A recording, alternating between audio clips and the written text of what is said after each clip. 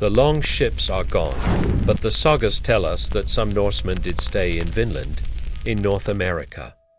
So now, we need to ask ourselves, why didn't these hardy explorers stay longer, or even settle the place? And what happened to the Norse colonies, if indeed they ever existed at all?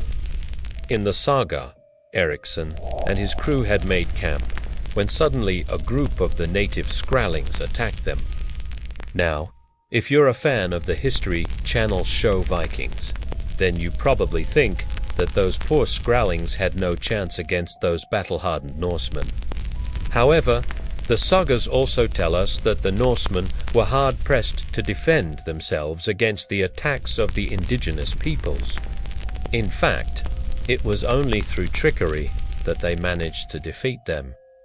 So, who were these mysterious Skrallings?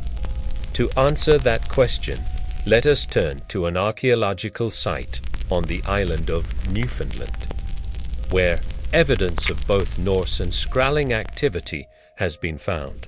This is Lonso Meadows. Here, we see the remnants of 8 structures that were built by 2 cultures very different from each other. We know that the Norsemen arrived first, for their longhouse shows similarities to those found in Greenland and Iceland, whereas the Skralling structures resemble those found at other indigenous sites in Newfoundland. These 2 cultures could not have been more alien to one another, yet they interacted. But the Norse presence here was short-lived. Only about 50 years after Ericsson's landing, the Norse colonies in North America were abandoned, or so we've been led to believe. For most of the past 2 centuries, historians have accepted that there were never any large-scale settlements here, and that the Norse presence was limited to a few short expeditions. They point to the sagas as proof, because according to these stories, the Norse left the Vinland area soon after Ericsson's first voyage due to conflicts with the Skrallings and the harsh climate. However, in recent years, scholars have begun to question this traditional narrative. For a start, the sagas were written down at least 300 years after the events they describe, which makes them late sources. Also, the sagas were written by Icelander monks who were not keen on tales of derring-do, preferring instead to focus on religious matters. As a result, they may not have been the best storytellers when it came to the adventures of their pagan ancestors.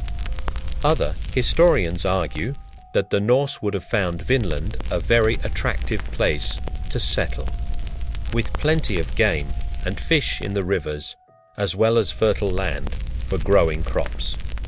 On top of all that, the climate, while chilly, was far milder than that of the rest of Scandinavia. So why did they leave? Well, the answer may lie at the very heart of the New World.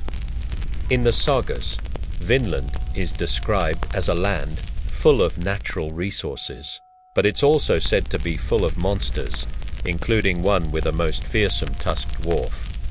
What could this creature possibly be? If we look around us, we see that while the forests of Vinland are rich in wildlife, there are no large land mammals here.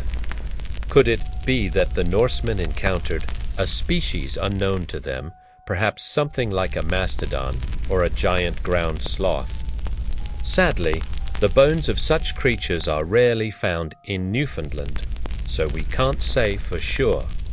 What we do know is that Vinland was full of surprises for the Norsemen, and it seems that the people who lived there knew the land intimately. It may be that the Skrallings knew of the dangers of the forests, whereas the Norsemen, with their dreams of riches, did not.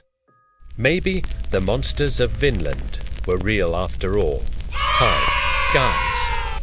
Thanks for watching. If you like this video, please subscribe. And as always, thanks for watching.